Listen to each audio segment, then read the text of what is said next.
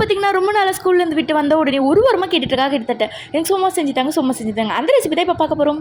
நாங்கள் பார்த்தீங்கன்னா 1 கப் மைதா மாவுக்கு 2 ஸ்பூன் ரவை, தேவையான அளவுக்கு பட்டர், தேவையான அளவுக்கு உப்பு, கொஞ்சம் கொஞ்சமாக தண்ணி சேர்த்து அதை பிசைஞ்சு எடுத்துக்கலாம். சப்பாத்தி மாவு பதத்துக்கு பிசைஞ்சு எடுத்துக்கோங்க. மைதா மாவை நல்லா பிசைஞ்சு எடுக்கும்போது நல்லா சாஃப்டாக நம்மளுக்கு கிடைக்கும். ரவை எதுக்காக நம்ம ஆட் பண்ணுறது பார்த்தீங்கன்னா அதோட கிறிஸ்பினஸ்க்காக, அந்த ஓரில் கடிச்சு சாப்பிடும்போது கிறிஸ்பியாக இருக்கும். இப்போ இதுக்குள்ளே வைக்கிற ஸ்டஃபிங் நம்ம ரெடி பண்ணிடலாம். எந்த கிளாஸில் நீங்கள் 1/2 கிளாஸ் சக்கரை எடுக்கிறீங்களோ அதே கிளாஸில் பொட்டுக்கடலை, தேவையான அளவுக்கு ஏலக்காய் போட்டு அரைச்சி அதை தனியாக எடுத்துக்கோங்க. நெக்ஸ்ட்டு தேங்காவை அரைச்சிட்டு அதை வந்து பார்த்திங்கன்னா போட்டு லைட்டாக வதக்கிட்டு அது கூட நம்ம அரைச்சி வச்ச மிச்சத்தையும் சேர்த்துட்டு நம்மளோட ஸ்டஃபிங் ரெடி. இப்போ பார்த்திங்கன்னா நம்ம உருட்டிட்டு ஒரு சின்ன கிண்ணத்தில் பார்த்திங்கன்னா நம்ம ரவுண்ட் ஷேப் எடுத்துக்கலாம். எடுத்துகிட்டு அதுக்குள்ளே வச்சுக்கிற ஸ்டஃபிங்ஸ் பண்ணிவிட்டு அதுக்கப்புறமா ஓரத்து முள்ளு ஸ்பூனால் பண்ணிங்கன்னா அந்த ஷேப் அழகாக வந்துடும். இப்போ பாருங்கள், பார்க்கவே ரொம்ப க்யூட்டாக இருக்குது. இதை நம்ம வந்து ஃப்ரை பண்ணி இப்போ எடுத்துடலாம். இப்போ நம்ம தேவையான அளவுக்கு எண்ணெய் ஊற்றி அதில் ஃப்ரை பண்ணி எடுத்துக்கலாம். நல்லா கோல்டன் ப்ரௌன் வந்த உடனே நீங்கள் அதை எடுத்துக்கலாம். இப்போ பார்த்திங்கன்னா சூப்பராக ரெடி ஆகிடுச்சு. உள்ள ஸ்டஃபிங்லாம் வச்சு சூப்பராக டேஸ்ட் செம்மையாக இருக்குது.